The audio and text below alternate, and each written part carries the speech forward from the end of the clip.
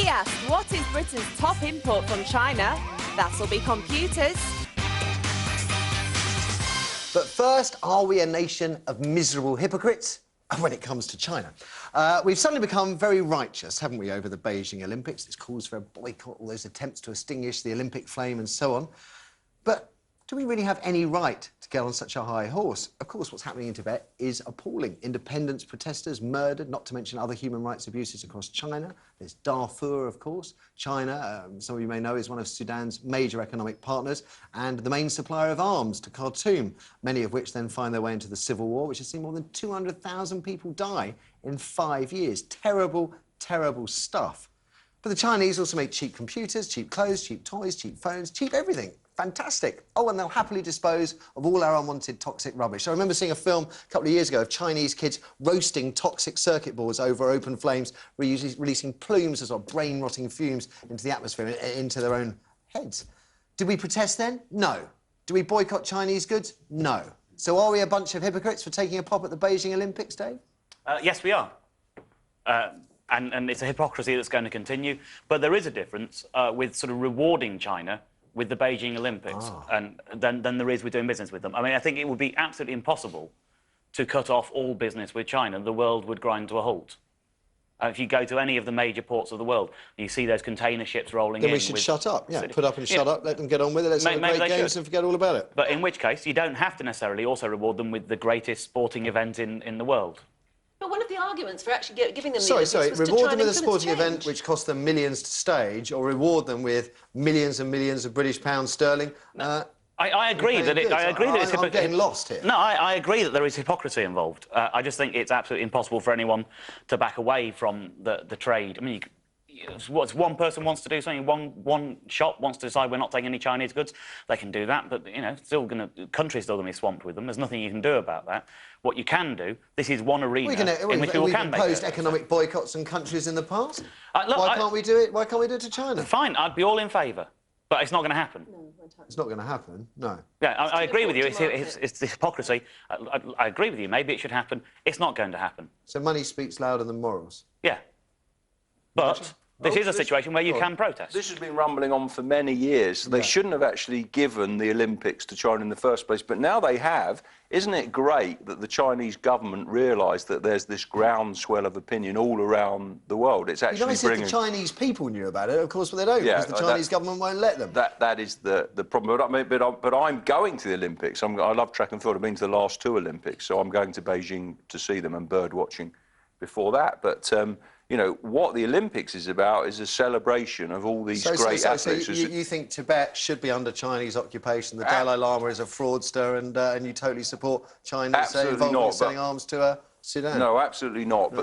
But so they should not have given the Olympics to China in the first place. But now they have. It's too late. Are you not supporting that, Richard? No, I'm supporting the Olympics, which is a different thing. I'm supporting the Olympics. No, I'm supporting the Olympics, not China. I mean, it's all of these people training so hard around the world. They may get one chance in their career to do it. It happens to be in China. So it was the International Olympic Committee's fault whenever they gave the Games to China. I do find it difficult to feel concerned about an athlete who has one chance at an event, despite the fact there's international athletics events all year round, and murders and killings of innocent people, to reconcile which one is more important. Yeah, no, that's true. But, I mean, you know, you can't... You know, is TV important? Is anything important? You know, that's important, and for me to see that is a tremendous thing to do. But they shouldn't... You know, the Terracotta Army came here. There weren't people rioting outside the British Museum. Everyone was celebrating the fact that the Terracotta Army was here. There's people going to China to see it. So the fault lies in giving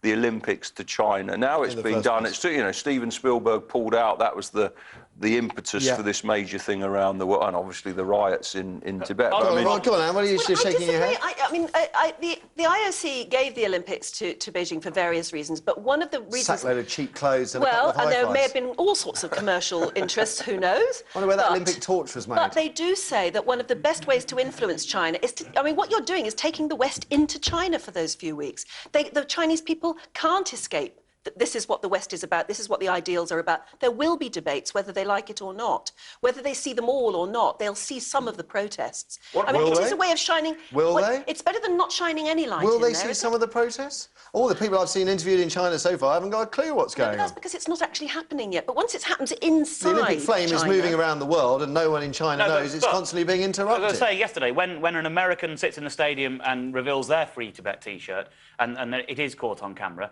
they can't arrest that tourist. They just can't because of the international incident. What it'll take is an athlete to peel off their vest with a Free Tibet. Then we'll get to see it. But at least there is that opportunity. The big mistake was when they gave China the Olympics, they did it on the condition that they would sort out some of their human rights record.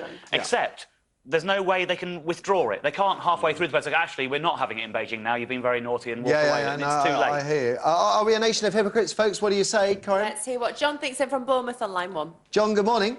Morning, Matthew. Are we hypocrites? Completely. Are you OK with that? I mean, you know, hypocrisy is in every walk of life, and we all get by, don't we? Well, basically, I mean, if we're gonna sort of have a go at them for Tibet, I mean, we've committed more atrocities in Iraq recently. We're going to keep buying their stuff, as you said. Why sort of let the athletes take the blame for everything? So either boycott them, or I mean, for example, with Tibet, with Tibet, I mean that's been in China since 1271. Yeah. However, I mean, are we gonna give back Australia to the Aborigines?